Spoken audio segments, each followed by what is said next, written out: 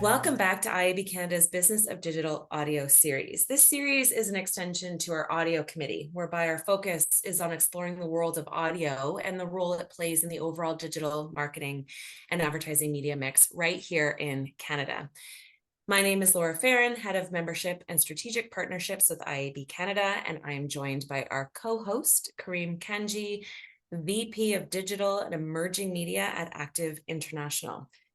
Karim, you're also the co-chair of our audio committee, so it's great to have you here. And I'm rather curious, as a buyer and a podcaster yourself, what role do you think audio plays in the media space?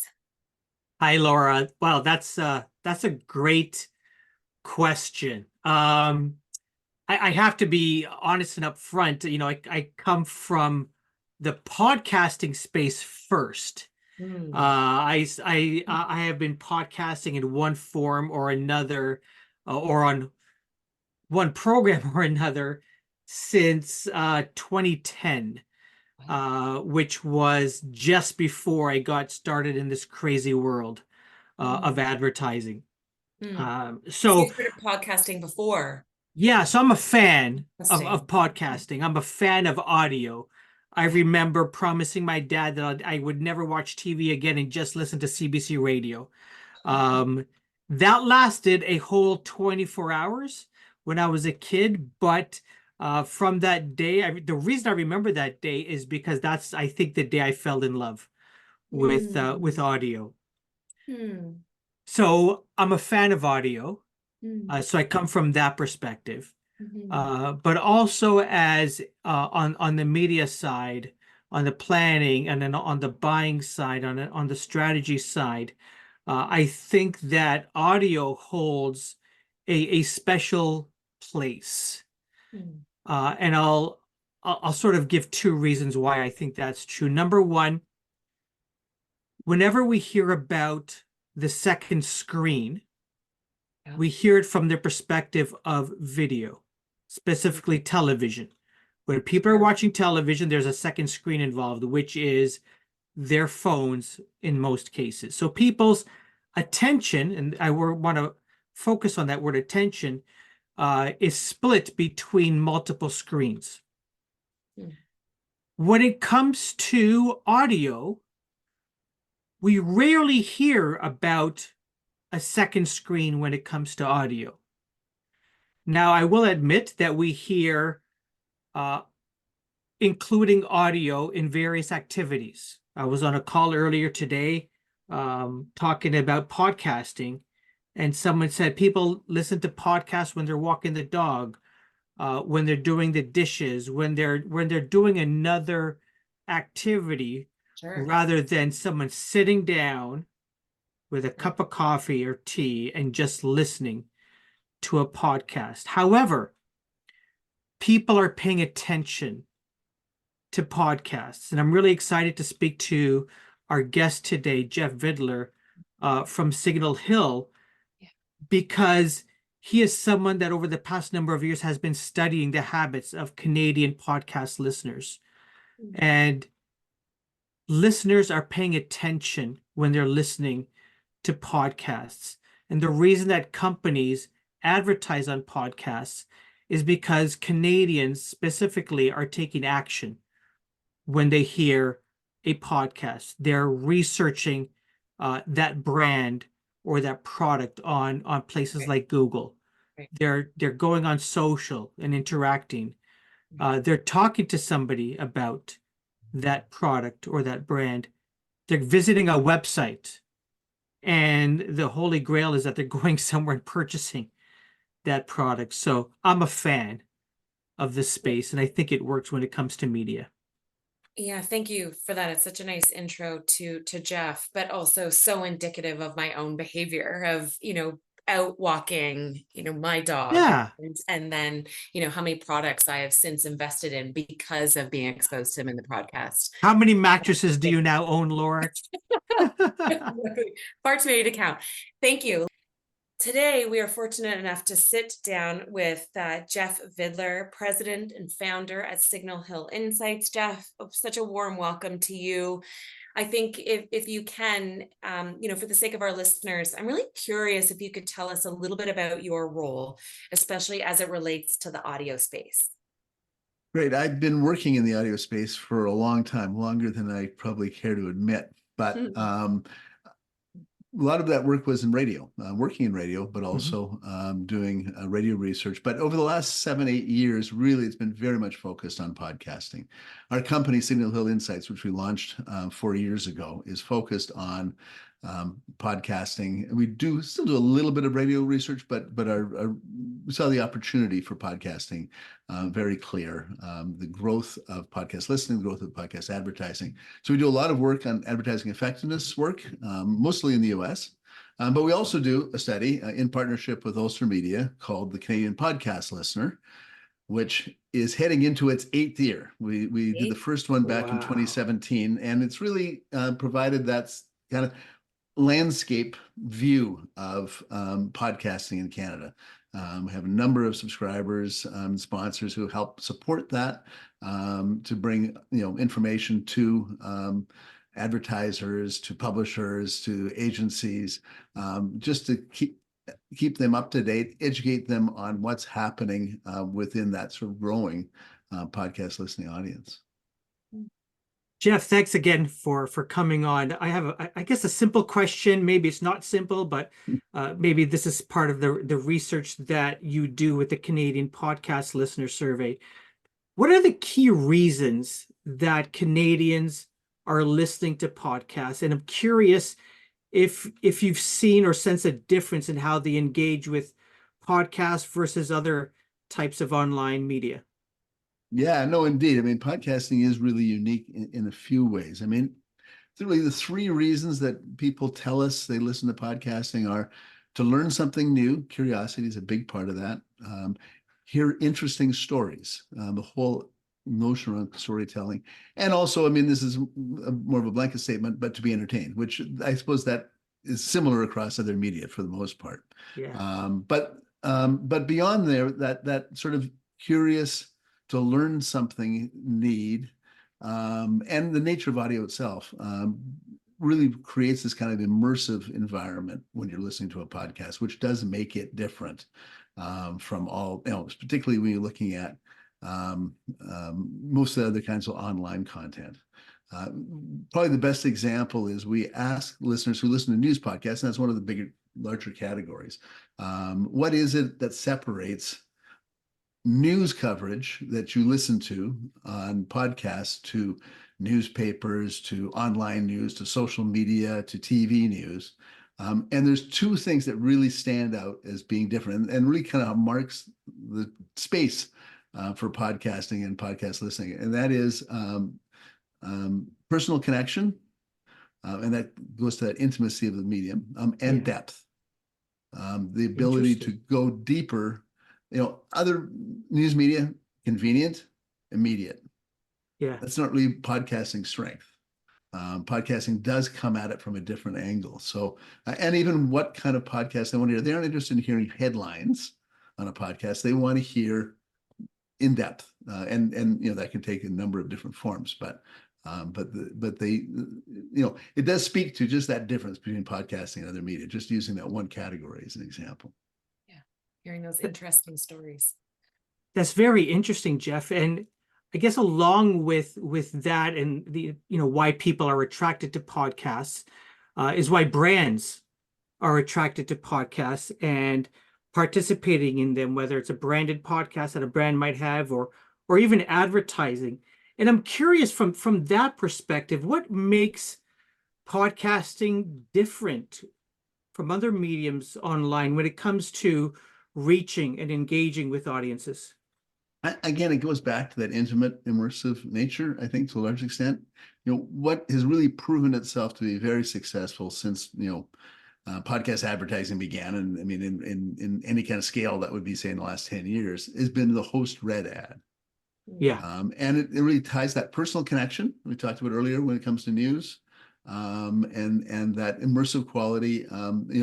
People do care about those hosts. There's a parasocial relationship there that brands can take advantage of. That it's a very human thing, which makes it very unlike other kinds of digital or online content. This is not clicks. This is people, right? And speaking in that way to them. So, there's the other thing too, which is unique about podcasting, and it has to do with that sense of connection to the podcast itself, is that listeners do value the support that sponsors give to their favorite podcast.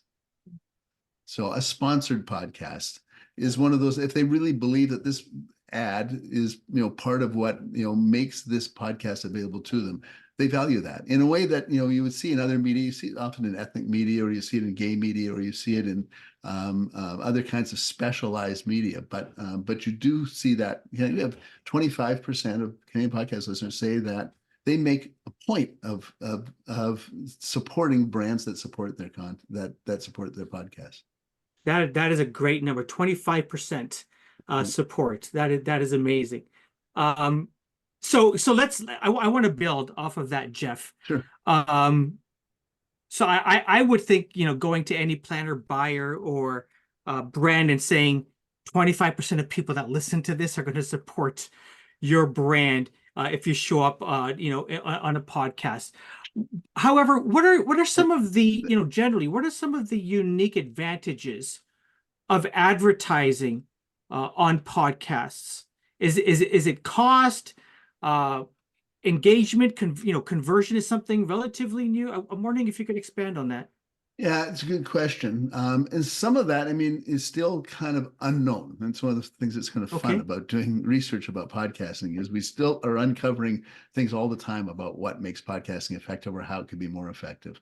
But probably the best testament to the strength of podcast advertising, one of the reasons why it fetches such a high cost per thousand, is, back in the days when there was virtually no measurement of podcasting, and that again goes back, say, 8 to 10 years ago, brands would, again, make a relationship with a host, have the host read the spot, and would use a promo code at the back end of the spot, or even if it was a pre-recorded thing, have a promo code at the back, because they had no way to measure it. This was one way they could see how effective it was. And it had proven itself to be very effective, and it has proven itself over the years to be a very effective lower funnel.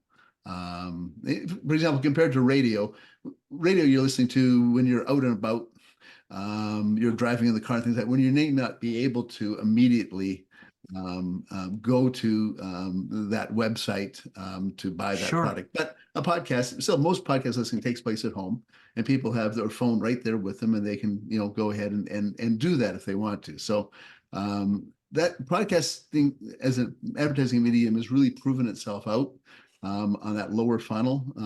Probably the best example is BetterHelp. I don't know if they're not as big an advertiser in Canada as they are in the US, but in the US, there's the #1 advertiser for the last 3 or 4 years, spending $8 million a month on podcast advertising. Wow. And almost all of it is done by host reads, hosts telling their story, and then connecting that to BetterHelp and how BetterHelp can help. So it's it is that really kind of cornerstone of podcast advertising to date.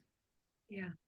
I want to talk about that host reads for a second, because I think there's such a to your mention of that intimacy piece, right? That authenticity that comes through in that host read, if it resonates, right? And the ability for that ad to really resonate with the audience. And then Jeff, you also spoke about this piece of, perhaps being in the home and listening to a podcast and then having access to another device, this sort of extension, this device extension that takes place in that scenario specifically. But also I'm curious, within the research, do you look at kind of the consumer journey, or where a listener is most likely to be tuning into a podcast at all?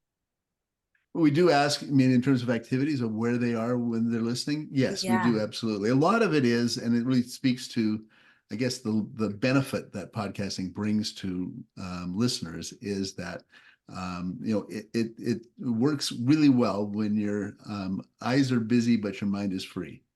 So if you're, we just finished actually just a study just came out of field that we did, this one in the US, but, asking people what activities they do while they listen to podcasts, and housekeeping was the number one. Interesting. It kind of takes the drudgery out of those daily tasks. And because you have time to be engaged, your mind is, it's like, oh my God, this is boring. And, you're looking for something, and music just doesn't do the job in the same way. Right. A focus group, but this is probably 6 or 7 years ago. One of the things that first sort of cued me into just how powerful podcasting can be. It was a house painter, a millennial house painter. And they're painting inside of houses 8 hours a day, flip, flop with a brush. And he said, I would go crazy if I didn't have podcasts to listen to. He said, now, sometimes by the end of the day, I'll turn on music then. But, he listens, and the podcasts he listened to are podcasts that are 5 hours long. I mean, because that's how much time he has to listen to podcasts. But it does speak to just that one thing that is unique about podcasts, that you can really sink yourself into something, engage yourself with something when you're otherwise, your mind is, in sort of stalled. And then I'm also thinking about the brand alignment to that activity as well, and the opportunity that really creatively exists in that. Yeah, Swiffer, HomeAway. These are things that should be advertising on podcasts, especially on weekends when people might be cleaning their house. Right. Here, Karim and I were just talking about, maybe being out walking our dogs, right. Yeah. How expansive these activities are for that brand integration. But that's again another use that people have for, taking that dog walking. It's hard to really have that conversation with your dog, but you can be engaged in something that you're listening to, right? This part of the conversation reminds me of that song in Snow White and the Seven Dwarfs, Whistle While You Work. I'm wondering if they did a reboot, it would be the dwarves would be listening to podcasts while they worked. That's the planner in you. I know, eh? They weren't white collar workers. I think it was kind of like house painting would be their job during the day, right? Their mind was not necessarily engaged. Jeff, go ahead, Karim. No, Laura, you first. Well, Jeff, I'm curious, with the study kind of in field for so many years, which is also, what terrific news that it continues. Has anything surprised you over the years with the research that you're seeing? I mean, it is always changing. So there's always some new things we discovered because we never asked the question before, and nobody asked that question before, or other things that are just changing in the marketplace. So, as podcast listening has grown, and it's grown by, monthly podcast listening has grown by more than 50% since we started, Canadian Podcast Listener. Wow. But it's also mainstreamed a bit, right? It was, if we go back to 7 or 8 years ago, it was focused on major urban centers. It was, and I mean, it still indexes quite high for university education, but not quite as much as it used to. Now a little bit more across the country. In fact, by province now, there's really only a couple of percentage points difference in terms of monthly podcast listeners across the country. The exception being French Canada, which still lags behind English Canada, but really more than anything else, that's just a function of a lack of content. Although that content is growing, and as that content's growing, so is the podcast listening growing in French Canada. Good to know. Good to know. Jeff, so I want to sort of end off with this question. You talked about, 50% growth since you started doing the study, now seeing podcasts as something that is mainstream across Canada. I'm wondering if you are seeing any emerging trends or best practices, specifically when it comes to podcast advertising. And maybe, what should brands be considering when they're looking at podcasts as a medium? I mean, that's a great question. I think there's sort of two things that as you say, as podcasting becomes more mainstream, as the idea of building reach within podcasting becomes a reality. We have now almost 40% of Canadians adults listen to podcasts at least once a month. And that percent is growing by a couple percent a year, in effect. So you're getting to the point where we're almost at critical mass with podcasting as a medium, where its reach among 18 to 34-year-olds is very close to like linear television, right? In terms of how many listeners you can reach. Then you've got so many podcasts. There are a few hit podcasts. They have relatively small audiences, but even you get kind of outside of the top 10 podcasts, and really it's very small. We do a survey of 1,600 listeners a year. We're typically getting 2,500 different podcasts identified as podcasts that they're listening to when we ask them just to name up to 10 podcasts they've listened to in the past month. And most people say 3. So think that we have 2,800 different podcasts. So it's as advertisers are looking for reach within podcasting, they have to develop other strategies than just the host read, because you can't talk to 1,000 podcasts and get to those hosts and have them give them the copy points, have them read the ad, have you feedback on the ad they've read. That's what BetterHelp does in the US, and they have a team that does it, but they still don't have that kind of reach. And how manual that is, and how much effort that is, and that's done directly by the client. That's not the agency that's doing it, because agencies don't have that kind of extra time to be doing that. So, how do you scale podcast advertising? And there's a few things that have been tried. We did some research last year. My partner, actually, Paul Rismondell, did in the US, where you can take a campaign that you do host reads where that's practical. Then you can do sort of in that same category or genre or general audience, you can maybe have what they call a talent read, which is effectively an endorsement by somebody else. But somebody who would be well known to that podcast audience. So you're still getting some of that same value. It may not be that host, but you're still getting the sense of somebody human talking to you, in that intimate way about the brand. And then also then an announcer read that, which can be sometimes very effective as well. That helps to round out that. So you can programmatically put in the talent reads and the announcer reads, but then still do the hands-on work on some of the key podcasts that would be part of that network, right? So really understanding how to get that scale is part of it. I think the other thing too is we know how effective podcasting is as an advertising medium at the lower funnel, but its ability for brand building really hasn't been fully explored yet. And I think that's one of the areas that we look to as in terms of ad effectiveness, to be able to do surveys, brand lift surveys, and things like that, to understand what is that campaign doing in terms of awareness, favorability.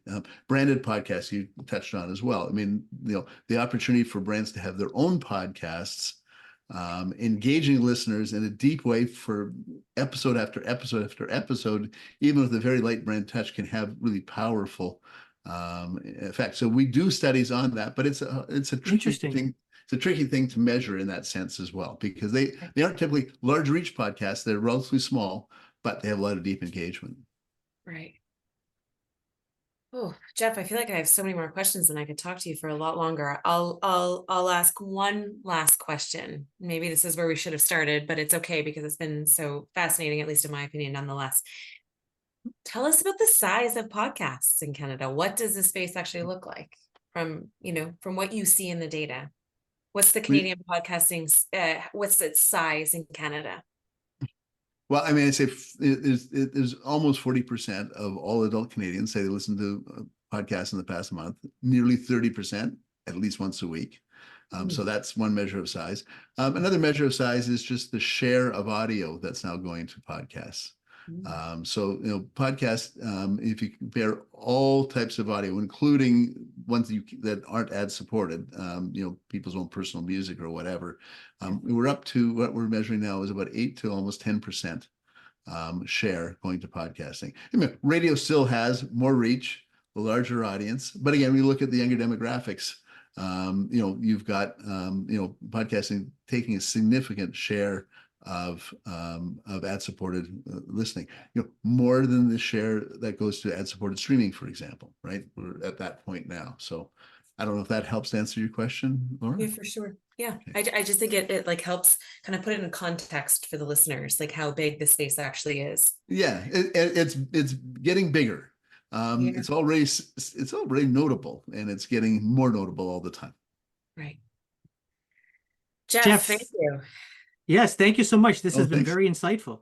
Oh, no, enjoyed the opportunity. Thank you so much. Yeah, we look forward to inviting you back. Okay, it's a deal. Look forward Good. to it. Thank you. Likewise. Thank you, Jeff. Bye-bye. Thank you. Bye.